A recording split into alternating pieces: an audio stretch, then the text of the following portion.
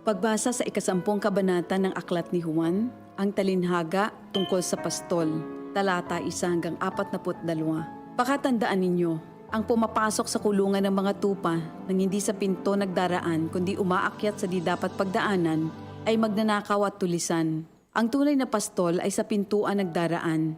Pinapapasok siya ng gwardya at pinapakinggan ng mga tupa ang kanyang tinig. Tinatawag niya ang kanyang mga tupa sa kanilang pangalan at inilalabas sa kulungan. Kapag nailabas na, siya'y nangunguna sa kanila at sumusunod naman ang mga ito sapagkat kilala nila ang kanyang tinig. Hindi siya sumusunod sa iba kundi patakbong lumalayo sapagkat hindi nila kilala ang tinig ng iba. Sinabi ni Jesus, ang talinhagang ito, ngunit hindi nila nauunawaan ang ibig niyang sabihin. Kaya't muling sinabi ni Jesus, pakatandaan nyo, ako nga ang pintuang dinaraanan ng mga tupa. Ang mga nauna sa akin ay mga magnanakaw at mga tulisan, ngunit hindi sila pinapakinggan ng mga tupa. Ako ang pintuan.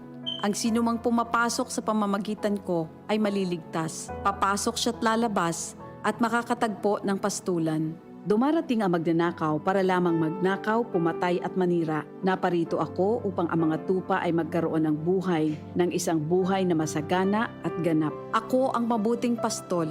Iniaalay ng mabuting pastol ang kanyang buhay para sa mga tupa. Ang bayaran ay tumatakas kapag may dumarating na asong gubat. Iniiwan niya ang mga tupa palibhas ay hindi siya pastol at hindi kanya ang mga ito. Kaya't sinusunggaban ng asong gubat ang mga ito at binubulabog. Tumatakas siya palibhas ay bayaran lamang at walang malasakit sa mga tupa. Ako nga ang mabuting pastol. Kung paanong kilala ko ng Ama at siya kilala ko, gayon din naman kilala ko ang aking mga tupa at ako'y kilala nila. At iniaalay ko ang aking buhay para sa aking mga tupa. Mayroon akong iba pang mga tupa na wala pa sa kulungang ito. Kinakailangan sila'y ipasok ko rin at papakinggan naman nila ang aking tinig. Sa gayon magiging isa na lamang ang kawan at isa ang pastol. Dahil dito'y minamahal ako ng Ama sapagkat iniaalay ko ang aking buhay upang ito'y kunin kong muli. Walang makakakuha ng aking buhay kusa ko itong ibinibigay. Mayroon akong kapangyarihang ibigay ito at kuning muli. Ito ang utos na tinanggap ko sa aking Ama. Dahil sa mga pananalitang ito, hindi na naman nagkaisa ng palagay ang mga Hudyo.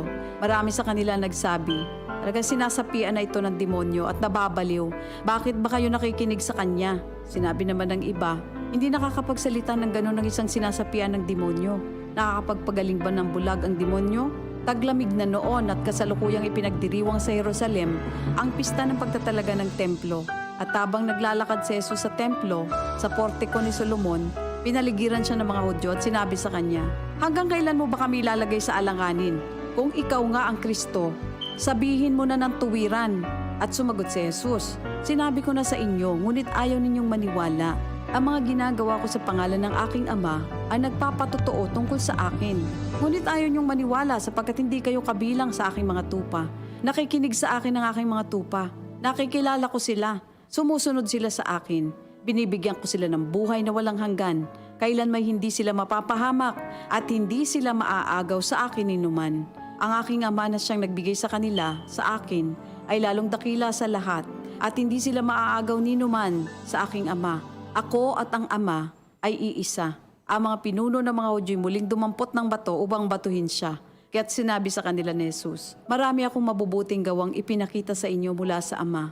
Alin ba sa mga ito ang dahilan at ako'y inyong gustong batuhin? Sumagot ang mga pinuno ng mga Hudyo, hindi dahil sa mabubuting gawa kaya ka namin babatuhin, kundi dahil sa paglapastangan mo sa Diyos, sapagkat nagpapanggap kang Diyos, bagamat tao ka lamang. Tumugon si Jesus, di ba nasusulat sa inyong kautusan? Sinabi ko, mga Diyos kayo. Mga Diyos ang tawag ng kautusan sa mga pinagkatiwalaan ng salita ng Diyos, at hindi maaaring ipawalang bisa ang sinasabi ng kasulatan. Ako'y pinili at isinugo ng Ama. Paano ninyo ngayon masasabing nilalapastangan ko ang Diyos? Dahil sa sinasabi kong ako ang anak ng Diyos? Kung hindi ko ginagawa ang mga pinapagawa ng aking Ama, huwag niyo akong paniwalaan. Ngunit kung ang ginagawa ko ay ang mga ito, paniwalaan ninyo ang aking mga gawa kung ayaw ninyong maniwala sa akin. Sa gayon matitiyak ninyong nasa akin ang Ama at ako'y nasa Kanya. Kaya tinangka naman nilang dakpin si Jesus, ngunit siya'y nakaalis. Muling pumunta si Jesus sa ibayo ng Jordan sa pook na dating pinagbautismohan ni Juan. Habang naroroon siya'y maraming lumalapit sa kanya. Sinasabi nila, si Juan ay walang ginawang himala, ngunit totoo ang lahat ng sinabi niya tungkol sa taong ito. at doon maraming sumampalataya kay Jesus. Ito ang salita ng Diyos. DCXL News, ang himpilan ng RMN.